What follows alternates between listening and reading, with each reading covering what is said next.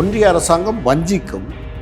ஆனால் மாநிலத்தில் ஆட்சி பொறுப்பில் இருக்கவங்க வாயை பொத்திக்கிட்டு உட்கார்ந்துருக்கணும் அப்படின்னு நினைக்கிறாங்க. அதை எடப்பாடி பழனிசாமி என்போ செய்தார்கள். எங்ககிட்ட கெஞ்சி கேளுங்க, அது உங்கள் காசு இல்லை, என் காசு, அதை நீங்கள் வச்சுருக்கீங்க, எனவே உரிமையாக தான் கேட்போம். கெஞ்சி கேட்குற பழக்கம் சாவர்கர் வகையராவுக்கு இருக்கும், எங்களுக்கு இல்லை. இங்கே இப்போவும் நீங்கள் ஒன்று தெரிஞ்சுங்க, ஒட்டுமொத்த இந்தியாவுடைய ஒட்டுமொத்த கடனில் 15% தான் மாநிலங்களுடைய கடனாக இருக்குது, 85% ஒன்றிய அரசாங்கத்தினுடைய கடனாக இருக்குது. உலகத்தில் எந்த உரிமையும் யாருக்கும் எவனும் போட்ட பிச்சை கிடையாது, போராடி பெற்ற உரிமைகள் சங் பரிவாரில் இருக்கு. நல்ல மனிதர்களாக இருப்பாங்க, பேசிக்கிட்டே இருப்பீங்க. பாலிடிக்ஸ் பேசணுன்னு உங்கள் சேருக்கு முன்னால் இருந்து ஒரு மிருகம் எழுந்து நிற்கிறத நீங்கள் பார்த்துக்கிட்டே இருப்பீங்க. நீங்கள் சங் பரிவாரினுடைய டிஎன்ஏவே சதி கோட்பாட்டின் அடிப்படையில் உருவாக்கப்பட்டது. சர்மியா டாக்கிஸ் நேயர்களுக்கு வணக்கம். இந்த நேர்காணலில் நாம் சிந்திக்கிருப்பவர் மார்க்சிஸ்ட் கம்யூனிஸ்ட் கட்சியின் மாநில செயற்குழு உறுப்பினர் தோழர் கனகராஜ் அவர்கள். வணக்கம். ஒன்றிய அரசை நோக்கி தமிழ்நாடு சட்டமன்றத்தில் நிதியமைச்சர் தங்கம் தென்னரசு 10 கேள்விகளை எழுப்பியிருந்தார். ரொம்ப பிரதானமான முக்கிய கேள்விகளாக அடுக்கியிருந்தார். குறிப்பாக ஜிஎஸ்டி சீர்திருத்தம் ரெஃபார்மேஷன் கொண்டு வரும்போது அதை மாநில அரசுகளை கலந்து ஆலோசிக்காமல் நீங்கள் எடுத்த முடிவுகள் அப்படின்றது அது கோஆபரேட்டிவ் ஃபெடரலிசத்துக்கு எதிராக இல்லையா அப்படின்னு கேட்குறாரு. ஜல்ஜீவன் திட்டத்துக்கு நிதி ஒதுக்கலை, பள்ளி கல்வித்துறைக்கு நிதி ஒதுக்கலை, இப்படி பல கேள்விகளை முன்வைக்கிறார். மீண்டும் இந்த நிதி பகிர்வு விவகாரத்தில் மத்திய மாநில அரசுக்கு இடையேயான மோதல் போக்கு இன்னும் அதிகரிக்க போகுதா? நீங்கள் எப்படி அதை பார்க்குறீங்க? இல்லை, பெருமளவுக்கு அது அதிகரிக்கும். அது இந்தியாவை பொறுத்தளவில் ஒரு ஆபத்தான கட்டத்தை நோக்கி நகர்கிறது என்று தான் நான் பார்க்குறேன். வெறும் தமிழ்நாடு வர்சஸ் யூனியன் கவர்மெண்ட்னு பார்க்க வேண்டியது. முதல்ல இந்த கேள்விகளை அவர் முன் வச்ச முறை உண்மையிலே அவரை பாராட்டணும்னு நான் நினைக்கிறேன். ஆக்சுவலாக திரு தங்கம் தென்னரசு அவர்கள் ரொம்ப ரொம்ப சாஃப்டாக ஆனால் உறுதியான டோனில் அதை முன் வச்சாங்க. நீங்கள் இதை வெறுமனே தனியாக அவங்க நிதி கொடுக்கல, இவங்க நிதி கொடுக்கல, அல்லது இந்த அரசாங்கத்தை புறக்கணிக்கிறாங்க அப்படி பார்க்கக்கூடாதுன்னு நான் நினைக்கிறேன்.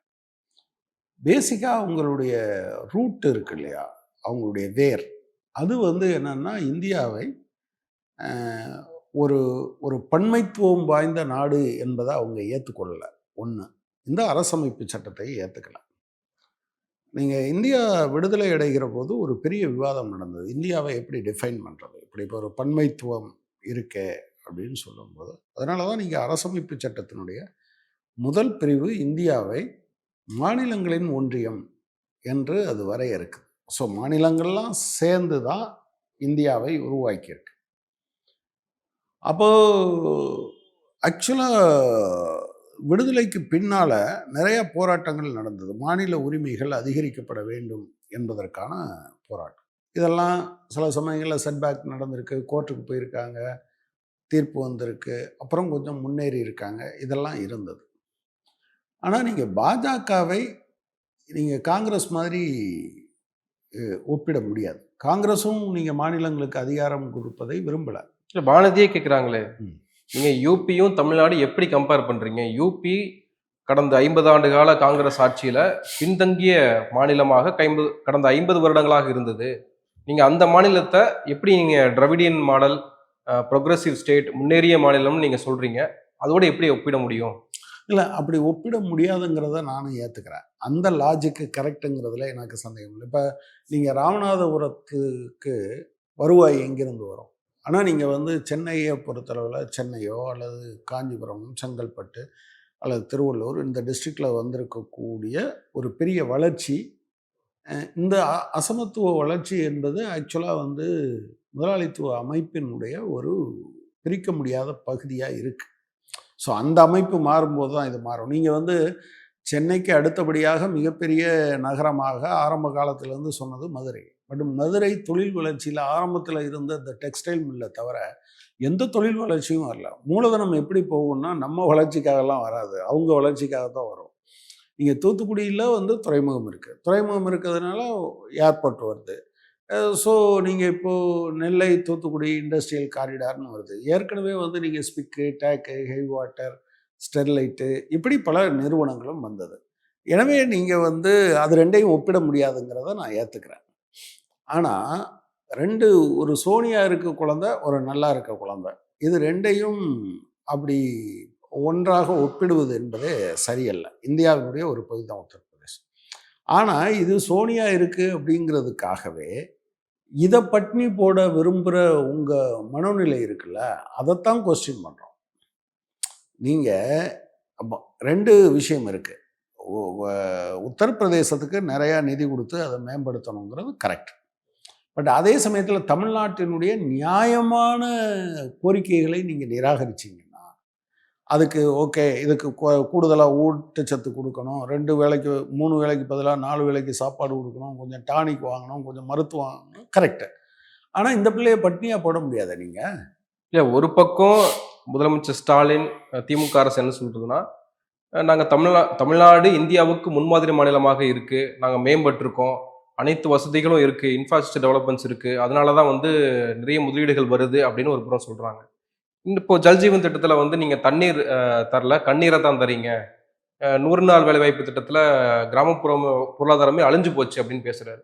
அப்போ இது ரெண்டுமே முரணா இருக்குல்ல? இல்லை, முரண் கிடையாது. நீங்கள் வந்து முன்னேறிய மாநிலம் என்பது ஒரு கம்பேரிட்டிவ் ஸ்டேட்மெண்ட், ஒரு ஒப்பீட்டளவில் சொல்வது. இதை விட அதுக்காக தமிழ்நாடு 100% எல்லா துறையிலும், அல்லது தமிழ்நாடுன்னு இல்லை, இந்தியாவில் இருக்கக்கூடிய எந்த மாநிலமாவது 100% எல்லாவற்றிலும் தன்னிறைவு அடைந்து விட்டது அப்படின்னு நீங்கள் சொல்ல முடியுமா? உங்களுக்கு தண்ணி பிரச்சனை இல்லை, ரோடு பிரச்சனை இல்லை, தெருவிளக்கு பிரச்சனை இல்லை, மின்சாரம் பிரச்சனை இல்லை, மருத்துவம் பிரச்சனை இல்லை என்று நீங்கள் சொல்ல முடியுமா என்ன? அப்படி சொல்ல முடியாது. எனவே நீங்கள் என்னன்னா, ஒரு ஒப்பீட்டு சொல்லுவதையே நீங்கள் அது 100% எல்லாம் முடிஞ்சு போச்சு, எனவே இங்கே நிதி ஒதுக்க வேண்டாம்னு நீங்கள் சொல்ல முடியாது. ஆக்சுவலாக அவர் சொன்ன, நீங்கள் இதை எப்படி புரிஞ்சுக்கணும்னா, ஆர்எஸ்எஸ் ரூட் எதில் இருக்குன்னா, அவங்க வந்து கூட்டாட்சி முறையை ஏற்றுக்கொள்ளல. அதை முழுவதுமாக இது ஒற்றையாட்சி முறை தான் வரணும் என்பதுதான் அவங்களுடைய அபிப்பிராயம். அதுக்கே தமிழ்நாட்டை வஞ்சிக்கணும்? தமிழ்நாட்டை மட்டும் வஞ்சிக்கல. நீங்கள் தமிழ்நாட்டை திமுகன்னு மட்டும் நினைக்காதீங்க. ஆக்சுவலாக அவங்க வந்து இப்போ திமுக ஃபைட் பண்ணுது, எனவே தமிழ்நாட்டுக்கு கொடுக்கல அப்படின்னு நீங்கள் பார்த்தீங்கன்னா, அதிமுகவுக்கு என்ன? அதிமுகவுக்கு கொடுத்துட்டாங்களா? நீங்கள் அதோடு சேர்த்து பார்த்தீங்கன்னா தான் தெரியும். நீங்கள் இப்போ நம்ம சொல்கிறோம்ல, பிஎம் ஸ்ரீ ஏற்றுக்கலைங்கிறதுனால தமிழ்நாட்டுக்கு பணம் கொடுக்கல அப்படின்னு. நான் உங்களுக்கு வந்து 30/9/2019 இவர் வந்து ஒரு கடிதம் கொடுக்குறாரு. இந்த கடிதத்தை கொடுத்தது எடப்பாடி பழனிசாமி அவர்கள். இதில் முதல்ல இருக்க 4 பாயிண்ட்டை நீங்கள் பார்த்தீங்கன்னா, ஒன்று ஜிஎஸ்டி காம்பன்சேஷன். இவர் 2019 எழுதுறாரு. அப்போ என்ன சொல்கிறாரு, 19னா செப்டம்பரில் எழுதுறாரு. அப்போ அதில் என்னது, கிட்டத்தட்ட ஒரு அரை வருஷம் முடிஞ்சு போச்சு. ஏப்ரல், மே, ஜூன், ஜூலை, ஆகஸ்ட்டு, செப்டம்பர், 6 மாதம் முடிஞ்சு போச்சு. இவர் என்ன கேட்குறாரு, 2018-19 18-19னா அதுக்கு முன்னால், மார்ச்சுக்கு முன்னால் உள்ளதில் எங்களுக்கு ஒரு 553 கோடி ரூபா ஜிஎஸ்டி காம்பன்சேஷன் கொடுக்கணும், நீங்கள் கொடுக்கல. 2019-20 அதாவது 19-20ன்னு சொல்லும்போது அவர் என்ன சொல்கிறாருன்னா, ஏப்ரல்லேருந்து ஜூன் வரையிலான அந்த 3 மாத காலத்துக்கு வர வேண்டிய 581 கோடி ரூபா, இது ரெண்டும் சேர்ந்து 1134 கோடி ரூபா வரலன்னு செப்டம்பர் மாதத்தில் எழுதுறாரு. இது வந்து திமுகவா அதிமுகவா என்பதல்ல, மாநிலத்துக்கு வஞ்சிக்கிறதா வேண்டாமாங்கிறது. அது அதிமுக இருந்தாலும் வஞ்சிப்பாங்க, நீங்கள் திமுக இருந்தாலும் வஞ்சிப்பாங்க. நம்பர் 1 இணக்கமாக இருந்து மருத்துவக் கல்லூரிகளை கொண்டு வந்திருக்கிறோம், நிதிகளை பெற்று இருக்கிறோம் தானே சொல்றாங்க அதிமுக. அது பொய்ங்கிறது தான் அவருடைய லெட்ரு. இது ஏன் லெட்ரு கிடையாது. இது வந்து எடப்பாடி பழனிசாமி அவர்கள் எழுதுனது. இப்போவும் நீங்கள் வெப்சைட்டில் போய் பார்த்தீங்கன்னா இருக்குது. அதே போல் பிஎம் ஸ்ரீ இருக்குது, அதனால நாங்கள் கொடுக்கலைன்னு சொல்கிறாங்க பார்த்தீங்களா, அதுவும் உண்மை இல்லை. மாநிலத்துக்கு நாங்கள் காசு கொடுக்க மாட்டோம். இதில் இருக்கக்கூடிய 3வது 4வது இதை நீங்கள் பாருங்கள். சர்வ சிக்ஷா அபியானுக்கு 2109 கோடி ரூபா பாக்கி வச்சுருக்கீங்க, அதை கொடுங்கன்னு கேட்குறாங்க. அடுத்து அந்த சர்வ சிக்ஷா அபியானையும் ராஷ்ட்ரிய மத்தியமிக் சிக்ஷா அபியான், இது ரெண்டையும் சேர்த்து தான் இப்போ சமக்ர சிக்ஷா அபியானாக மாற்றிருக்காங்க. இவருடைய 3வது பாயிண்ட்டு, சர்வ சிக்ஷா அபியானுக்கு 2109 கோடி ரூபா நீங்கள் எங்களுக்கு கொடுக்கல அப்படின்னு கேட்குறாரு. அதில் இந்த ராஷ்ட்ரிய மத்தியமிக் சிக்ஷா அபியானுக்கு என்ன சொல்கிறாருன்னா, 2015, 2016, 2016, 2017 சேர்த்து நீங்கள் வந்து 1092 கோடி ரூபா கொடுக்கல. அதாவது 2019 செப்டம்பரில் கடிதம் எழுதுறாரு. ஆனால் 2015, 16, 16, 17க்கு உண்டான ரூபாயும் கொடுக்கல. நீங்கள் 1092 கோடி ரூபா கொடுங்கன்னு கேட்குறாரு. ஸோ இதனுடைய பொருள் திமுக, அதிமுக என்று பார்த்தால இதில் என்னன்னா, திமுக எனக்குரிய உரிமையை கொடுன்னு சத்தம் போட்டு கேட்டுக்கிட்டு இருக்கு. அதிமுக கடிதம் எழுதிட்டு அமைதியாக இருந்தது. இதில் அவங்கள பொறுத்த அளவில் மற்ற மாநிலங்களுக்கு கொடுக்குறாங்க, இங்கே கொடுக்கலையே அப்படின்னு நம்ம பேசும்போது அதில் இருக்கிறது பிஜேபி அல்லது அது இருக்கக்கூடிய மாநிலங்களுக்கு கொடுப்பது என்பதற்கு பற்றி எடப்பாடி இணக்கமா கேட்டாரு. எது வேண்டுமானாலும் பங்கு தரல, எது வேண்டாம் எதுவும் கொடுக்கல, ஒன்றும் செய்யல அப்படின்ற ஒரு பிம்பத்தை ஏற்படுத்த விரும்புறாங்கன்னு தான் வானதி சீனிவாசன் சொல்றாங்க.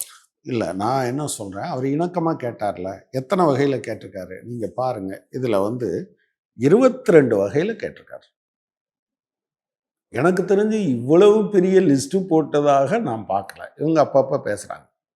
அதாவது ஜிஎஸ்டி காம்பன்சேஷன், போஸ்ட் மெட்ரிக் ஸ்காலர்ஷிப்பில் நீங்கள் கொடுக்கல, சர்வ சிக்ஷா அபியானில் கொடுக்கல, ராஷ்டிரிய மத்தியமிக் சிக்ஷா அபியான் கொடுக்க வேண்டியது கொடுக்கல, கிராண்ட்ஸ் ஃபார் ஃப்ளட் மேனேஜ்மெண்ட், அதாவது வெள்ள தடுப்பு நடவடிக்கைகளுக்கு கொடுக்க வேண்டிய நிதி கொடுக்கல, ரைட் டு எஜுகேஷன் இப்போ கோர்ட்டுக்கு போய் வாங்கியிருக்காங்கல்ல, அதில் 220 கோடி ரூபாயை நீங்கள் நிறுத்தி வச்சுருக்கீங்க.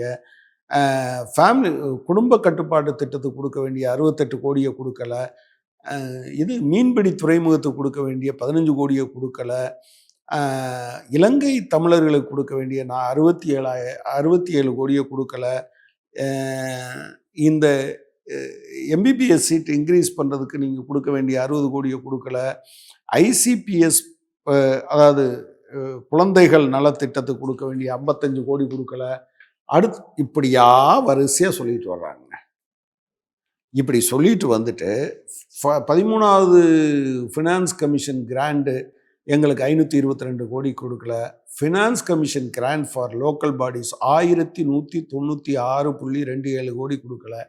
இது 22 கேட்டகரியில் கொடுத்துருக்காங்க. இணக்கமாக கேட்டால் கொடுத்தாங்கன்னு வானதி சீனிவாசன் சொல்கிறாரான்னு கேட்கணும்.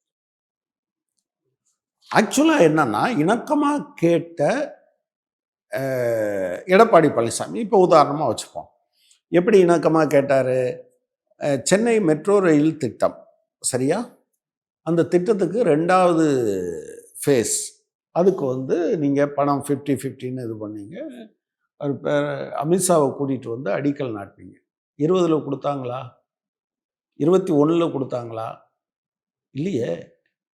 நீங்கள் இருக்கும்போது கொடுக்கவே இல்லை அவங்க. இப்போ 22, 21, 22, 23, 24 ஃபைட் பண்ண பிறகு இப்போ கொடுத்துருக்காங்க. இப்போ இந்த நிதியெல்லாம் கொடுத்துருந்தா கடன் சுமை அதிகரிச்சிருக்காதா?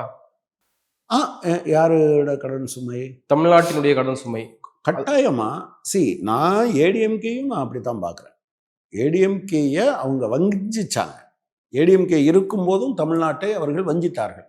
எடப்பாடி பழனிசாமி கேட்பதற்கு தைரியம் இல்லாமல் இருந்தார். அந்த அரசாங்கம், நீங்கள் 2020ஆம் ஆண்டு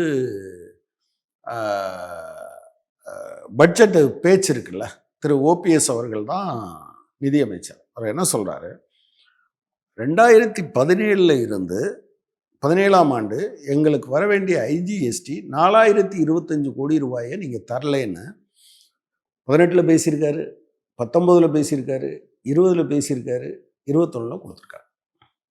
நீங்கள் இதை எப்படி பார்க்குறீங்க? அன்னைக்கு 4000 கோடி கொடுக்கலைங்கிறது ஒரு பெரிய இஷ்யூவாகவே மாறலை.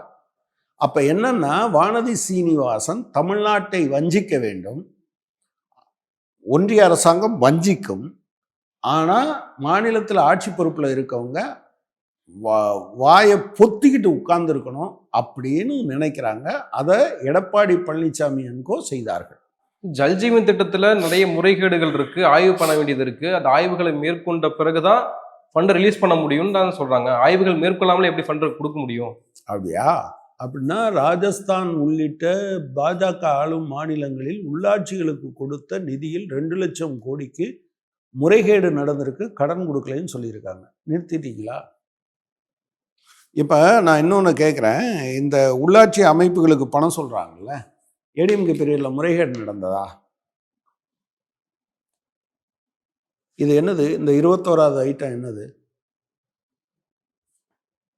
Finance commission grants for local bodies 1196.27 கோடி. 2 விஷயம் இருக்குது. தமிழ்நாடு அரசாங்கம் அவங்க ஒழுங்காக கணக்கு கொடுக்கலைன்னா நீங்கள் கொடுங்கன்னு நான் கேட்க மாட்டேன். ஆனால் ராஜஸ்தான் அரசாங்கம் ஒழுங்காக கணக்கு கொடுக்கலைன்னா நீங்கள் கொடுக்குறதுங்கிறது எப்படி பார்க்க சொல்கிறீங்க? எனக்கு 2க்கும் நாங்கள் நிறுத்திட்டாங்க. ஜல் ஜீவன் திட்டத்துக்கு இப்படி கொடுத்துட்டோம் அப்படின்னு.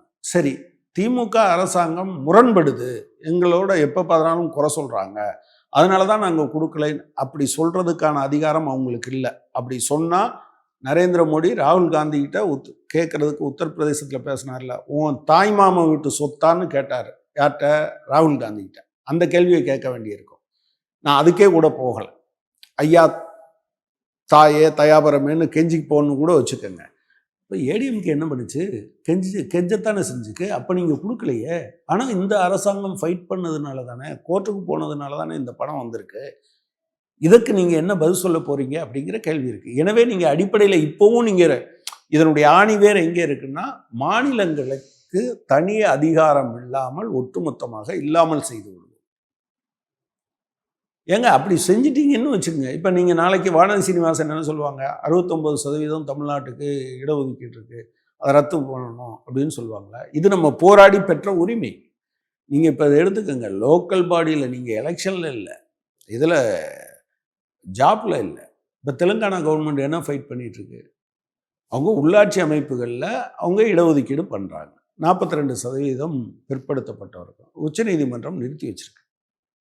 இங்கே தமிழ்நாட்டில் இருந்த இடஒதுக்கீட்டையும் நிறுத்தி தான் வச்சுருந்தாங்க, போராடி தான் அதை வாங்க வேண்டியிருந்தது. ஸோ நீங்கள் என்ன பண்ணாதீங்கன்னா, ஒன்று நாங்கள் எங்ககிட்ட கெஞ்சி கேளுங்க, அது உங்கள் காசு இல்லை, என் காசு, அதை நீங்கள் வச்சுருக்கீங்க, எனவே உரிமையாக தான் கேட்போம். கெஞ்சி கேட்குற பழக்கம் சாவர்கர் வகையராவுக்கு இருக்கும், எங்களுக்கு இல்லை. ட்ரம்ப் சொன்னாலும் வாயை மூடிப்பேன், காதை மூடிப்பேன், கண்ணை மூடிப்பேன். ட்ரம்ப் சொல்கிறாரு, நான் சொன்னேங்க, என் ஃப்ரெண்டு இவங்க 2 பேரும் மாமா மச்சா மாதிரி பேசிக்கிறாங்க. உங்கள் க்ளோஸ் ஃப்ரெண்டு, ரைட்டு, நிறுத்த சொன்னோன்னு நிறுத்திட்டீங்க. $60 கிடைக்கிறது இங்கே, $100 கிடைக்கிறது இங்கே, ஏன் நிறுத்துனீங்க? நீங்கள் என்ன சொல்கிறீங்கன்னா மழுப்புறீங்க. இல்லை, அவர் ஃபோனில் பேசலை, இங்கே பேசலைன்னு மழுப்புறீங்க. அது வானதி சீனிவாசன் இருக்கலாம், நரேந்திர மோடி இருக்கலாம், சாவர்கர் பரம்பரை இருக்கலாம். ஆனால் உரிமைகளின் மீது போராடி, உரிமை என்பது யாரும் பார்த்து கொடுத்து, உலகத்தில் எந்த உரிமையும் யாருக்கும் எவனும் போட்ட பிச்சை கிடையாது. போராடி பெற்ற உரிமைகள், அதை கேள்வி கேட்க முடியாது. ஒன்று.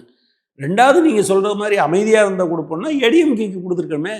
பிஎம்சி இருக்கிறதுனால தான் கொடுக்கணும்னு கொடுக்க மாட்டேன்னு சொல்கிறோன்னா, அவங்க இருக்கும்போது கொடுத்துருக்கோமே. லோக்கல் பாடியில் நீங்கள் ஒழுங்காக கணக்கு கொடுக்கல, அதனால தான் கொடுக்கலைன்னா அப்போ ஏடிஎம்கே இருக்கும்போது நீங்கள் கொடுத்துருக்கணுமே. இதெல்லாம் இல்லையேன்னு நீங்கள் அதை வானதி சீனிவாசன் தான் கேட்கணும். இல்லை, நிதி பகிர்வு விவகாரத்தில் மத்திய மாநில அரசுகள் இந்த சண்டை போடுவதன் மூலமாக மக்களுக்கு சொல்ல வரக்கூடிய செய்தி என்ன? குறிப்பா இப்போ தங்கம் தென்னரசு அவர்கள் நீங்க கடன் சுமை அதிகரிச்சிருக்கீங்க, 9 லட்சம் கோடி வந்திருக்கு, அதுக்கு யார் பொறுப்புன்னு கேட்கிறப்போ, இல்ல உங்க காலத்துல 2021க்கு முன்பாக 5 லட்சம் கோடியினுடைய சதவீதம் அப்படின்றது 1.28 கோடியாக இருந்தது. ஆனா இப்போ 1.28% இருந்தது, இப்போ 93% இருந்திருக்கு, கடன் விகிதத்தை நாங்கள் குறைச்சிருக்கோம் அப்படின்றாரு. இந்த மாதிரியான விஷயங்கள் மக்களுக்கு எந்த அளவுக்கு புரியுன்ற ஒரு கேள்வியும் இருக்குல்ல? இல்லை, அதில் 2 விஷயம் இருக்குது. நீ எந்த அரசாங்கம் வந்தாலும், மாநில அரசாங்கம், நான் இது இப்படி கேட்குறேன். 67 வருஷமாக ஒன்றிய அரசாங்கத்தினுடைய மொத்த கடன் எவ்வளவு? 52 லட்சம் கோடி. சரியா? இப்போ அஸ் ஆஃப் நவ் என்னன்னு எனக்கு தெரியல. இவங்க 14 இருந்து 23 வரையில், 23 செப்டம்பரில் என்ன கணக்குனா, ஒன்றிய அரசாங்கம் 205 லட்சம் கோடி கடன் வாங்கியிருக்கு. உங்களுக்கு புரியுதுல? இந்த 205 லட்சம் கோடி கடன் 67 வருஷமா நீங்க மொத்தமா வாங்கின, அதாவது கொஞ்சம் கொஞ்சமா வாங்கி அதிகபட்சமா இருந்தது 52. இந்த 9 வருஷத்துல நீங்க அதை 5 மடங்கு கூடுதலா, 5 மடங்கா 3 மடங்கு கூடுதலா வாங்கியிருக்கீங்க. ஏற்கனவே இருந்ததை விட 3 மடங்கு, 4 மடங்கு ஆகிருக்கு. இதை எப்படி பார்க்கறது? இதை எப்படி பார்க்குறதுன்னு கேட்குறேன். நான் அதாவது மாநிலங்களுடைய நிதி வருவாய் மொத்தத்தையும் நீங்கள் அளிக்கிறீங்க. நீங்கள் ஒன்று தெரிஞ்சுங்க, 2019 ஒன்றிய அரசாங்கத்தினுடைய கணக்கு என்ன சொல்லுதுன்னா, மொத்த வரி வருவாய் அதில் 62.5% ஒன்றிய அரசாங்கம் எடுத்துக்கிறது. 37.5% தான் மாநிலங்களுக்கு.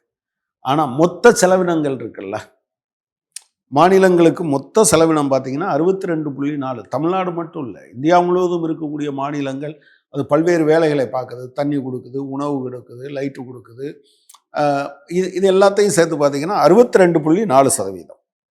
அப்படியே ரிவர்ஸ், அது 5%. 62.5% வருமானத்தை ஒன்றிய அரசாங்கம் வச்சுக்கணும். ஆனால் 62.4% வேலைகளை மாநில அரசாங்கம் செய்யும். நீங்கள் இப்போவும் நீங்கள் ஒன்று தெரிஞ்சுங்க, ஒட்டுமொத்த இந்தியாவினுடைய ஒட்டுமொத்த கடனில் 15% தான் மாநிலங்களுடைய கடனாக இருக்குது, 85% ஒன்றிய அரசாங்கத்தினுடைய கடனாக இருக்குது. ஆனால் ஒன்றிய அரசாங்கம் என்ன பண்ணுது அப்படின்னா, உங்ககிட்ட இருக்க பணத்தை வாங்கி பெரும் முதலாளிகளுக்கு நிறையா கொடுக்குது. நீங்கள் அதை பேசவே மாட்டேன்றீங்க. நீங்கள்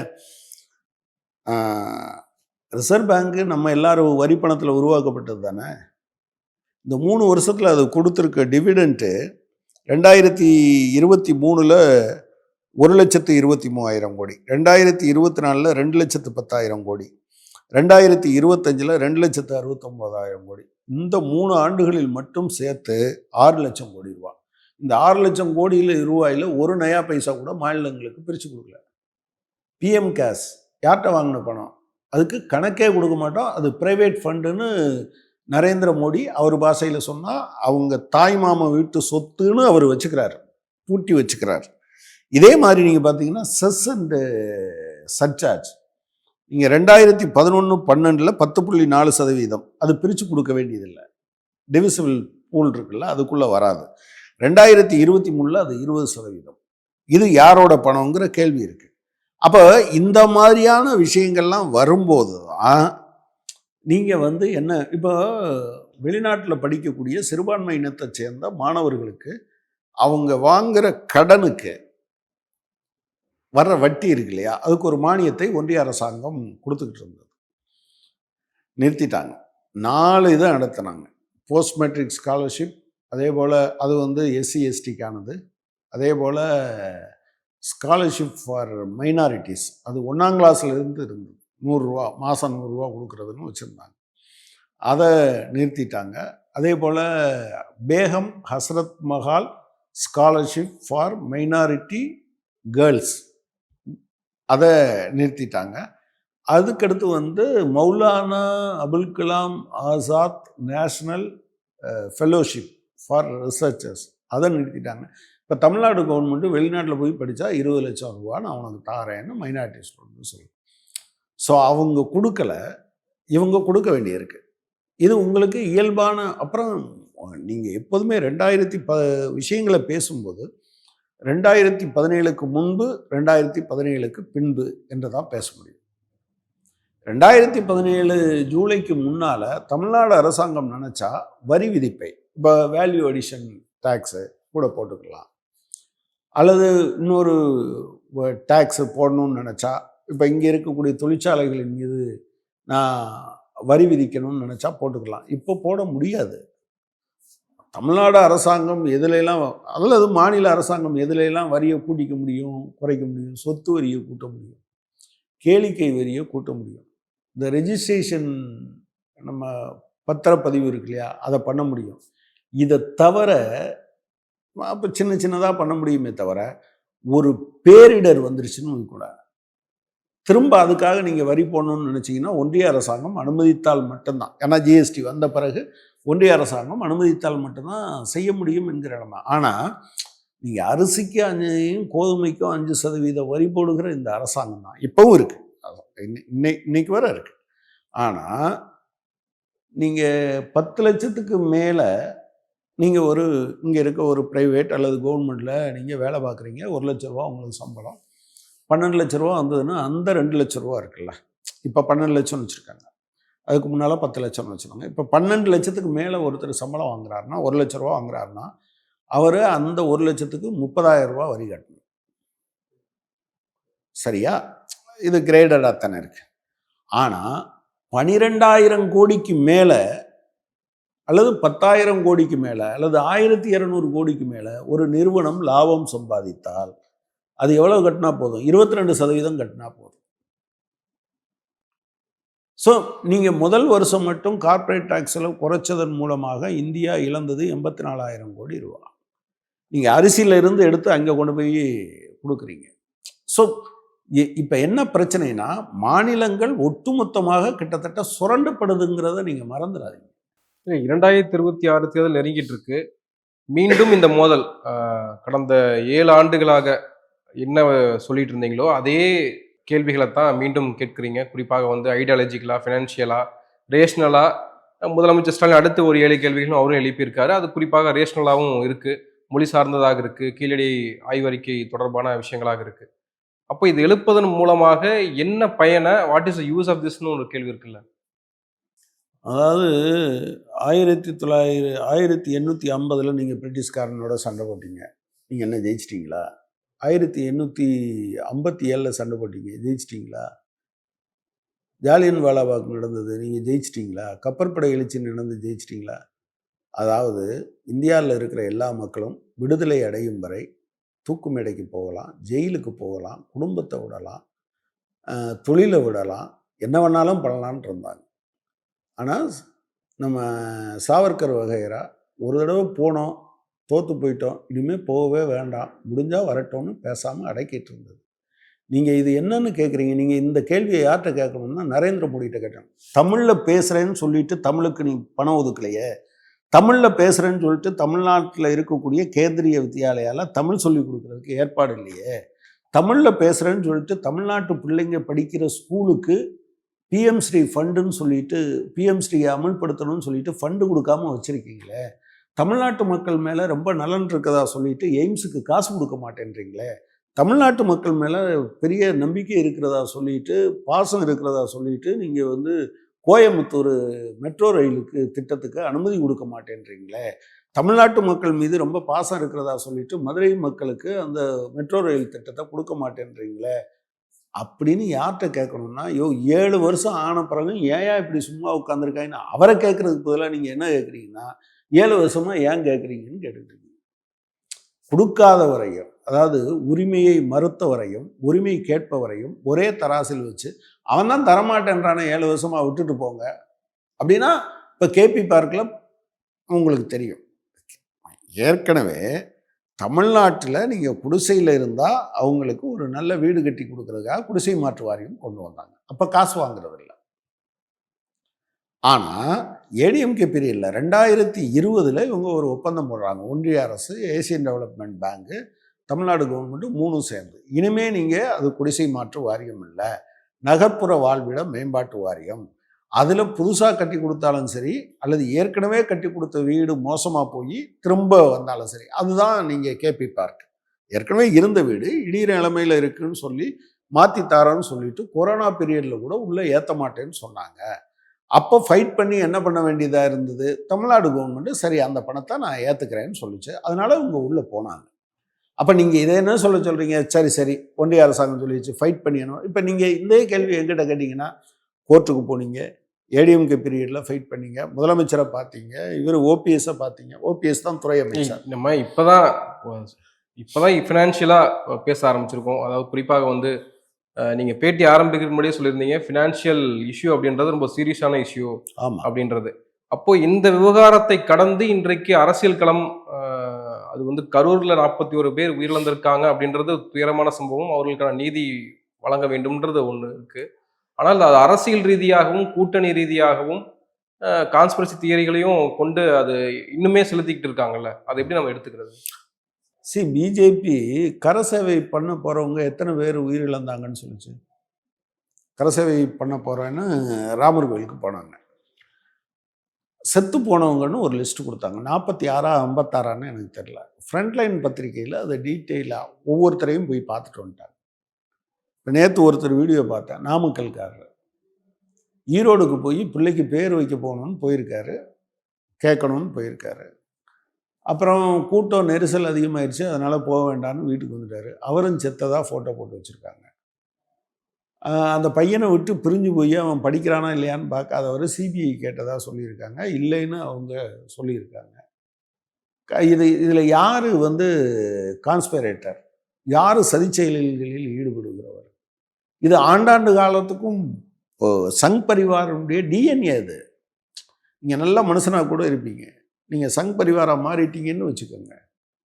நான் என் ஃப்ரெண்டு பல பேரை பார்த்துருக்கேன், சங் பரிவாரில் இருக்கவங்க நல்ல மனிதர்களாக இருப்பாங்க, பேசிக்கிட்டே இருப்பீங்க. பாலிடிக்ஸ் பேசினோடனே உங்கள் சேருக்கு முன்னால் இருந்து ஒரு மிருகம் எழுந்து நிற்கிறத நீங்கள் பார்த்துக்கிட்டே இருப்பீங்க. நீங்கள் போன ஃப்ரண்ட் லைன் நினைக்கிறேன், தேவனூரா மகாதேவான்னு சொல்லிட்டு கன்னட எழுத்தாளர், ஆர்எஸ்எஸ் நூற்றாண்டை பற்றி ஒரு கட்டுரை எழுதியிருக்கேன். ஆர்எஸ்எஸ்க்கு 100 வயசு ஆயிடுச்சா? கரூருக்கும் ஆர்எஸ்எஸ்க்கு என்ன சம்பந்தம்? இல்லை, நான் என்ன சொல்கிறேன், எல்லா இடத்துலையும் சதி. நான் என்ன சொல்கிறேன், கரூரில் முத நாள் போன இவர் அதை அப்படி பேசினாரா? நான் கரூருக்கும் ஆர்எஸ்எஸ்க்கும் சம்மந்தமானு நான் அப்போ உடனடியாக சொல்லலை. முத நாள் போன நயினா நாகேந்திரன் என்ன பேசினார்? முத நாள் போன எடப்பாடி பழனிசாமி என்ன பேசினார்? முத நாள் போன சிபிஎம் பாலகிருஷ்ணன் என்ன பேசினார்? முத நாள் போன முதலமைச்சர் என்ன பேசினார்? எல்லாரும் என்ன பேசுனாங்க? இறந்து நடந்திருக்கு, யாரையும் தனிப்பட்ட முறையில் குற்றம் சொல்ல முடியாது. எடப்பாடி சீமான் பொதுவாக எனக்கு தெரிஞ்சு ஒரு எக்குத்தப்பாக பேசுவாருங்கிறது என்னோட அபிப்பிராயம். ரொம்ப சரிங்க, கவர்மெண்ட் என்ன பண்ணியிருக்குன்னு பார்க்கணும், ஏற்பாட்டாளர்கள் பார்க்கணும், யாரையும் தனிப்பட்ட முறையில் குறை சொல்லாது. அன்னைக்கு யாரும் குறை சொல்லலை. அடுத்த நாள் இது 27 நடக்குது, 28 இவங்கெல்லாம் போயிட்டு வராங்க. 29ஆம் தேதி அண்ணாமலை ஆரம்பிக்கிறார், போலீஸ் அப்படி பண்ணிருச்சு, கவர்மெண்ட் இப்படி பண்ணிருச்சு அப்படின்னு ஆரம்பிக்கிறார். இதே சமயத்தில் குருமூர்த்தியை பார்க்கறதுக்காக போகிறாங்கன்னு பேசுகிறாங்க. விஜய் சந்திக்கிறார், இல்லை விஜய் சந்திக்கல, அவருடைய ஆதரவாளர்கள் சந்திக்கிறாங்க அப்படிலாம் பேசுகிறாங்க. நிர்மலா சீதாராமன் பேசுகிறாங்களா வந்தபோது கூட? ஆனால் அதுக்கு பின்னால் இந்த தியரியை கட்டமைக்கிறீங்க. நான் என்ன சொல்கிறேன், தமிழ்நாடு அரசாங்கம் தப்பு பண்ணியிருந்தா நீங்கள் கண்டுபிடிக்கணுமா? கண்டுபிடிக்கணும். ஏங்க தமிழ்நாட்டுக்காரர், அதாவது ஐபிஎஸ் ஆஃபீஸராக இருந்தால் கூட, தமிழ்நாடு கேட்டராக இருந்தால் கூட, அவரை தமிழ்நாட்டில் பிறந்தவராக இருந்தால் நீங்கள் விசாரிக்கக்கூடாதுன்னு சொன்னீங்கன்னா என்ன அதனுடைய பொருள் என்ன? நீங்கள் தமிழ் சமூகத்தையே அவமானப்படுத்துறது இல்லையா? அப்படி ஒரு முடிவுக்கு வந்துட்டீங்கன்னா நான் என்ன சொல்லுவேன், இந்திக்கு எதிராக இருக்கிறதுனால இந்தி பேசுகிற நீதிபதிகளே தமிழ்நாட்டுக்கு தீர்ப்பு சொல்லக்கூடாதுன்னு நீங்கள் சொல்ல முடியுமா? What is this? இது ரொம்ப ரொம்ப ஒரு ஒரு ஒரு ஒரு வன்மத்தோடு பேசுகிறதா உங்களுக்கு தெரியலையா? எனவே சதி செய்கிறவர்கள் யார் என்று ஜட்ஜ்மெண்ட், சதி செய்கிறவர்கள் யார் என்று சொல்லுங்க. நீங்கள் நீதிபதிகளுக்கே பாதுகாப்பு இல்லாத நாடாக இந்தியா மாறிடுச்சு, நீங்கள் மறந்துடாதீங்க. உச்ச நீதிமன்ற தலைமை நீதிபதி மேலே செருப்படுத்து வீசினதுனால மட்டும் சொல்லலை. ஒரு அதென்ன சோஃபியா குரேஷியை தவறாக விமர்சித்தவர் அவர் என்ன சொல்கிறான், அவங்க இந்திய பெண்ணாக இருக்காங்க, இராணுவத்தில் இருக்காங்க, பாகிஸ்தானை எதிர்த்து சண்டை போட்டு வந்திருக்காங்க, அவங்க சகோதரியை வச்சு அடிக்க சொல்கிறேன்னு சொல்கிறான். கேஸ் போடணும்னு சொன்னதுக்கு இப்போ என்ன பண்ணியிருக்காங்க, அந்த நீதிபதியை மாற்றிருக்காங்க. லோயா கதி என்ன ஆச்சுன்னு உங்களுக்கு தெரியுமா? தெரியாது. ஜஸ்டிஸ் முரளிதரன் தமிழ்நாட்டு தலைமை நீதிபதியாக வர முடிஞ்சதா? இல்லை. தஹில் ரமானி அவங்க தான் பில்கிஸ் பானு வழக்கில் நீங்கள் அந்த டாக்டரும் போலீஸ்காரங்களும் குற்றவாளிகள், அதை சேர்க்காம விட்டீங்க, அவங்களுக்கும் தண்டனை உண்டுன்னு சொன்னவங்க இங்கே கொண்டு மணிப்பூருக்கு மாற்ற நினச்சிங்க, அவங்க ஏற்றுக்கொள்ளலை அப்படின்னு சொன்ன உடனே அவங்க மேலே சிபிஐ கேஸ் போட்டிங்க. அவங்க இதோட முடிச்சுட்டு போயிட்டாங்க. சிபிஐ கேஸு இல்லைன்னு, அதெல்லாம் ஒன்றும் தப்பு இல்லைன்னு அடுத்து சொல்லிட்டீங்க. சதிகாரர்கள் நீங்கள் தான். தஞ்சாவூரில் ஒரு பெண் குழந்தை இறந்து போயிட்டான்னா அவன் மதமாற்ற நிர்பந்தத்தினால் தற்கொலை செய்து கொண்டாள் அப்படின்னு சொல்லி அதுக்கு சிபிஐ என்கொயரி கேட்டு தமிழ்நாடு முழுவதும் ஆர்ப்பாட்டம் பண்ண சதிகாரர்கள் நீங்கள் தான். எனவே சதி அப்படின்னு சொல்லும்போது நான் என்ன சொல்கிறேன்னா, ஆர்எஸ்எஸ் நீங்கள் சங் பரிவாரினுடைய டிஎன்ஏவே சதி கோட்பாட்டின் அடிப்படையில் உருவாக்கப்பட்டது. ஏங்க உங்களுக்கு தெரியுமா? உங்களுக்கு இன்னைக்கு வர ஆர்எஸ்எஸ் இந்தியாவில் பதிவு செய்யப்படாத ஒரு இயக்கம். ஏன்னா பதிவு செஞ்சால் நீங்கள் மெம்பர்ஷிப் காமிக்கணும், மெம்பர்ஷிப் காட்டினா நீங்கள் கணக்கு காமிக்கணும். இப்போ இந்த வருஷம் ஆரம்பத்தில் அவங்க ஒரு 36 ஸ்டோரி பில்டிங் கட்டியிருக்காங்க, 5 லட்சம் சதுர அடி, 4 ஏக்கர் நிலப்பரப்பில் 5 லட்சம் சதுர அடியில் 3 டவர், ஒவ்வொரு டவரும் 12 ஸ்டோரி, 150 கோடி ரூபா அதுக்கு செலவழிச்சதா சொல்கிறாங்க. ஏங்க 150 கோடி ரூபா வரவு செலவு இருக்கிறத இந்தியாவில் இருக்கக்கூடிய ஒரு ஒரு ஒரு அமைப்பு எவனுக்கும் கணக்கு சொல்லாதா? என்ன இப்போ இது அதனால தான் நான் சொல்கிறேன் டிஎன்ஏ இவங்க தேர்தல் பத்திரம் கொண்டு வந்தாங்கல்ல, இதுவே எங்கேருந்து வந்ததுன்னா ஆர்எஸ்எஸ் கிட்ட இருந்து எடுத்துக்கிட்டது. எவனுக்கும் கணக்கு சொல்ல வேண்டாம், ரகசியமாக வச்சுக்கலாம் அப்படி அதானே, அது அப்படித்தானே இருந்தது. ஸோ நீங்கள் வந்து ஆர்எஸ்எஸ்ஸை இன்னொரு கட்சியாக பார்க்காதீங்க. எல்லா கட்சிகளும் தவறு செய்யலாம். ஆனால் ஆர்எஸ்எஸ் ஆல் வழிநடத்தப்படுகிற ஒரு அமைப்பு தவறை தவிர வேறு எதையும் அவர்களால் செய்ய முடியாது. இந்தியாவில் வந்ததுலேருந்து ஏதாவது ஒன்று சொல்லுங்கள் நல்லது செஞ்சாங்க. பண மதிப்பிழப்பு நல்லதாயிடுச்சா? ஜிஎஸ்டி நல்லதாயிடுச்சா? இதெல்லாம் சொல்லிப்பாங்க இவங்க. நீங்கள் அதே போல் உலக அரங்கில் உங்கள் நாட்டில் தாக்குதல் நடக்குது, பயங்கரவாதிகள் தாக்குதல் நடத்தியிருக்காங்க, 26 பேர் இறந்து போயிட்டாங்க. நீங்கள் என்ன வேலை பார்த்துக்கிட்டு இருந்தீங்க? இதை என்ன மதம்னு கேட்டு கொண்டான்னா எங்களை உலகமெல்லாம் எங்களை பாராட்டுதுன்னு சொன்னீங்க. ஒரு நாடு இந்தியாவுக்கு ஆதரவாக இல்லை. நான் துருக்கி பண்ணது சரின்னு சொல்ல, ஆனால் துருக்கி பாகிஸ்தானுக்கு சப்போர்ட் பண்ணான். நீங்கள் விஸ்வகுருவாச்சே, உங்களை ஒருத்தங்க கூட கேட்கலையே, ஒருத்தங்க கூட உங்களை மதிக்கலையே. நீங்கள் ஒரு காலத்தில் இந்தியா நான் அலைன் மூவ்மெண்ட்டில் இருந்தது. இந்தியாவில் ஒரு சின்ன துரும்பு அசைஞ்சா கூட இந்தியாவுக்கு எதிராக உலக நாடுகள் முழுவதும் அதன் மேலே இந்தியாவோட சேர்ந்து நிற்கும். ஸோ ஒட்டுமொத்தமாக நீங்கள் அழிச்சிருக்கீங்க. எனவே சதி கோட்பாடு என்று சொன்னால் அது வந்து சங் பரிவாருக்கு மட்டும்தான் பொருந்தும். அதை அவங்களோட சேர்றவங்களுக்கும் இப்போ அப்பப்போ கொஞ்சம் பொருந்திக்குது. இப்போ எடப்பாடி பழனிசாமி அப்படி கொஞ்சம் கொஞ்சமாக டெவலப் ஆகிட்டு வராரு. கிட்டத்தட்ட அவங்கள மாதிரி இருக்கக்கூடிய இவங்கள சொல்கிறாங்க. எனவே தமிழ்நாடு இப்போது உண்மையிலேயே சதி செய்கிறது யார்? தமிழ்நாட்டுக்கு பணம் கொடுக்காம சதி செய்கிறது யாருங்க? எய்ம்ஸ் கொடுக்காம, எய்ம்ஸ் இதோடு அறிவித்து எல்லா எய்ம்ஸையும் கட்டி முடிச்சுட்டு தமிழ்நாட்டு எய்ம்ஸ் மட்டும் இருக்கிறத நீங்கள் என்னன்னு பார்க்குறீங்க? நீங்கள் மகாராஷ்டிராவுக்கும் ராஜஸ்தானுக்கும் அல்லது வந்து உத்தரப்பிரதேசத்துக்கும் டயர் 2 சிட்டிஸ், டயர் 2 சிட்டிஸ் இல்லை, நீங்கள் தலைநகருக்கு வெளியில் நீங்கள் வந்து மெட்ரோ ரயில் கொடுத்துட்டு தமிழ்நாட்டில் நீங்கள் சென்னைக்கோ கோவைக்கோ மதுரைக்கோ கொடுக்க மாட்டேன்னு சொல்கிறதுக்கு பேர் என்னங்க? இல்லை இதையெல்லாம் எந்த கேட்டகரியில் சேர்க்குறீங்கன்னு கேட்குறேன். எனவே ரெண்டையும் கம்பேர் பண்ணாதீங்க, அதுவே தப்பு. நாங்கள் ட்ரேட் யூனியன் மூவ்மெண்ட்டில் சொல்லுவோம், வசதி படைத்தவன் தரமாட்டான், வயிறு பசித்தவன் விடமாட்டான்னு. அவன் தராத வரைக்கும் நீங்கள் என்னங்க 2 பேருமே சண்டை போட்டுருக்கீங்க, நீங்கள் விட்டு கொடுத்துட்டு போகலான்னு நீங்கள் சொல்லுவீங்களா? It correct? அது எங்கள் உரிமை, அதை எடுப்போம். நான் அதனால தான் சொன்னேன் இட் இஸ் அ டேஞ்சர்.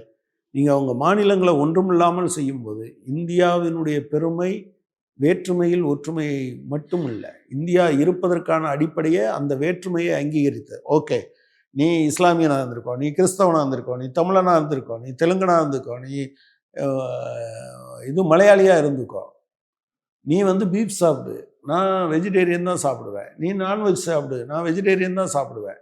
ஆனால் நீயும் நானும், நீ தமிழனாக இரு, நீ என்ன ஜாதியாக வேணாலும் இரு, என்ன உணவு பழக்கம் உள்ளவனாக இரு, ஆனால் நீயும் நானும் இந்தியன்.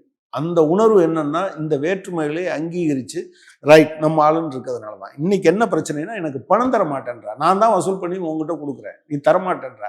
அது நீங்கள் திமுகவுக்கு மட்டும் இல்லை, திரும்ப திரும்ப திமுகன்னு இல்லை, அதிமுக காலத்திலையும் அவங்க கொடுக்கல. அதிமுக அமைதியாக இருந்தது, திமுக ப்ரொட்டஸ்ட் பண்ணுது, போராடுது.